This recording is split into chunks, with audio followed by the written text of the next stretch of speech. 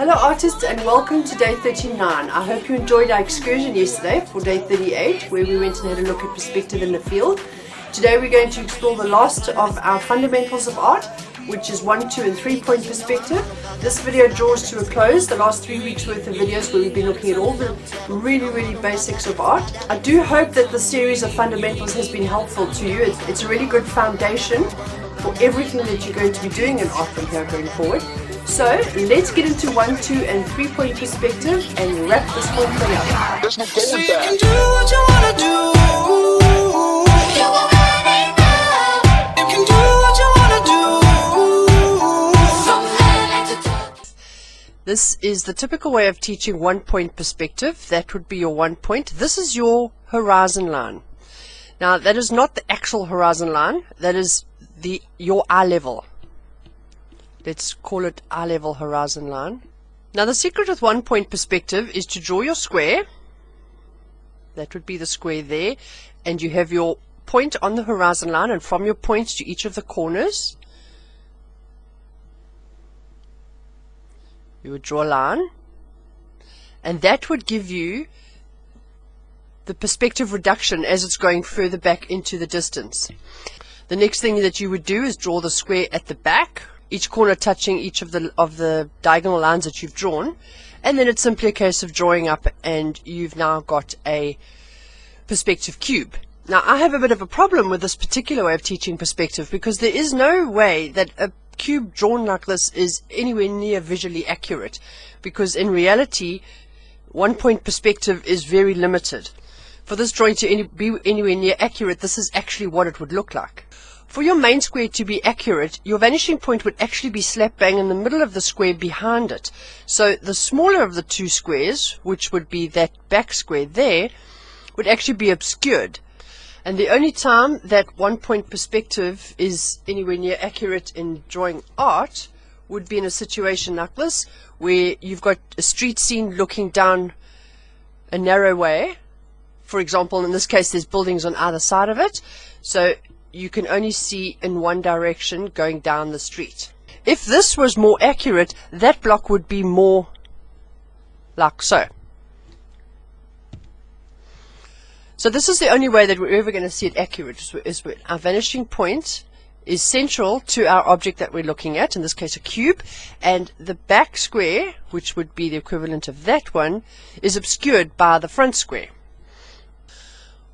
What is more accurate is a 2 point perspective vanishing point drawing, where we've got two vanishing points on the horizon line. Again, the horizon line is our eye level, and there's the 2 points. In this case, we're actually seeing the corner of the block as being the part that is closest to our eye. So from each of those corners, we're going to be drawing in the direction of the vanishing point. And then again, you just join up each of the 4 corners of each of the squares with the vanishing points and join the lines, and you've got a cube. Now if we have a look in art how this is used, that's a pretty good example of a 2 point vanishing perspective drawing, where we're looking at an item, in this case a column of sorts with buildings behind it, and from the corners that is closest to our viewing point we go back into the distance. Now the vanishing point is the point that is the furthest away from us that our eyes can see, beyond which our eyes can't pick up any detail at all. So that would be your vanishing point 1, your vanishing point 2, and then all your elements, lines, line up with those 2 vanishing points in either direction. So that's a much more accurate drawing of how vanishing points actually would look in real life. Now we're going to have a look at a little bit more accurate version, where we've actually got 3 vanishing points, because again, and the vanishing point number 3 is way down the bottom here, because again 2 vanishing points is nowhere near as accurate as 3 vanishing points, because if you were in fact looking at a cube, you would have one of those 2 sides. If you remember correctly, in 2 point perspective we saw that that was the side that was closest to our eyes, but in fact of those 2 corners, the top corner, in this particular case, the top corner would be closest to our eyes, so we're going to have a vanishing point happening in that direction as well. So these two lines here are going to converge and be a little closer together than they would at the top here. So that's going to give us our third vanishing point. So that would be your vanishing point 1, vanishing point 2, and vanishing point 3 is way down the bottom off the page. Now let me try and explain to you exactly what it is that we're seeing here. This is a side drawing. This little drawing here is actually a side view. If you think of that being your eye and this is your line of sight, you're looking down slightly onto your object. And if this being your square, from each of the corners of your square, the angle going up to your eye. So in a drawing like this, you would be slightly above your subject matter. Now if the cube was above the line, you would be looking up at the cube. This little drawing of a cityscape here shows it quite nicely. Your 1, 2, and 3 points. There's your 1, 2, and 3 points. And then from each of the corners of the building, the lines are converging onto the particular vanishing points. So let's do a quick recap. Our 1-point perspective is when our line of vision reaches the middle of the block, and it's very typical of a street scene where this would be your block and this would be your conversions from all the points of the block into the center of your block. A 2-point perspective would be when we are looking at our cube from the corner point first. In other words, the corner of the cube is closest to us, and we're looking down the sides of the cube. So this would be a good example of a street scene where you've got, say, an intersection. And you're standing on the intersection and you're looking at the corner, as opposed to the top one here, where you would have been standing at the intersection looking down one of the streets. In this case, you're standing at the intersection looking at the corner of the building. And here we have 3-point perspective, which actually helps us to understand how high or low we are relative to our subject. In this case, we can look up or down. In this little example that we've got here, we're looking down onto the cityscape, so we can see away in 3 different directions, left, right, and down.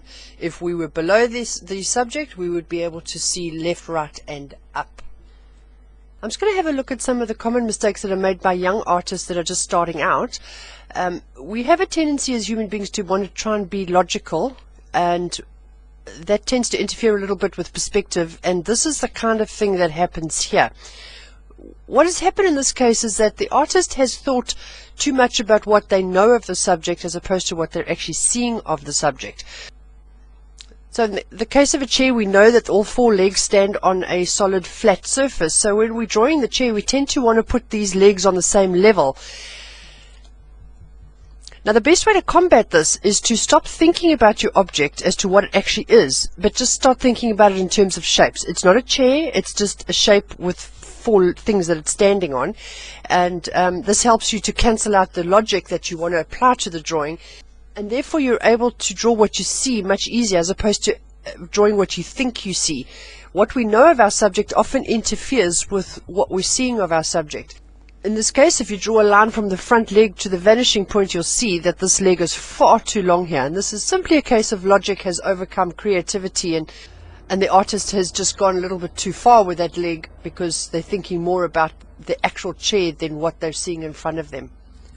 This is of course how it should look, where your leg is sitting on the vanishing point line as well. So the lesson in this is to try to cancel out what you think you know of your subject, and the same applies to everything that you're drawing, particularly possibly portraiture, where you draw something because you think that's how it is, logically that's what your mind wants to do with it, instead of actually concentrating on what you are actually seeing.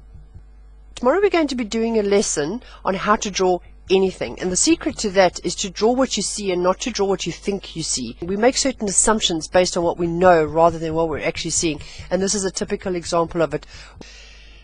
At a lesson very soon in the near future, I'm going to be doing a talk on Vermeer, where we can have a look at how the old masters used to use 1, 2, and 3-point perspective in their paintings. This will make it much more clear to you if there's anything about this lesson that you don't understand.